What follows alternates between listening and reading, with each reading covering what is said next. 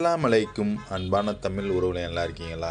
என்ன தொழில் செய்யலாம்? ஒரே குழப்பமாக இருக்குது. எது செஞ்சாலும் நஷ்டம். இந்த ஃப்ரூட் தொழிலை பாருங்களேன். ஃப்ரூட் மிக்சர் என்ன, லெமன் ஜூஸு, ஆரஞ்ச் ஜூஸு, இந்த மாதிரி ஜூஸ் எல்லாம் வந்து ஒரு 6 வகையான ஜூஸை நீங்கள் வந்து ஃப்ரூட் மிக்சர் இந்த மாதிரி ஜூஸை வந்து இதில் நீங்கள் அடைச்சி விற்கலாம். காலையில் ரெடி பண்ணிங்கனாக்கா சாயந்தரம் வரைக்கும் அதில் கூலிங்காகவே இருக்கும். அது எவ்வளவு வருது? ஒரு 1,50,000 2 லட்சம் வரும். வாடகை ஒரு கடைக்கு அட்வான்ஸ் வந்து ஒரு 1,00,000 வரும். மாத வாடகைன்னு பார்த்திங்கன்னா ஒரு 4,000லேருந்து 5,000 இந்த ரேஞ்சில் வரும். அந்த ஒரு கடையில் என்னென்னலாம் விற்கலான்னாக்கா எவ்வளோதோ பொருள் உங்களுக்கு எது ஹோல்சேலில் கிடைக்குதோ அதெல்லாம் விற்கலாம். அந்த பாருங்கள், இந்த கடையில் வெல்லம் விற்கிறாங்க. ஏன்னா இது வந்து ஒரு இஞ்சி திப்பிலி இதெல்லாம் போட்டு இது வெல்லம்.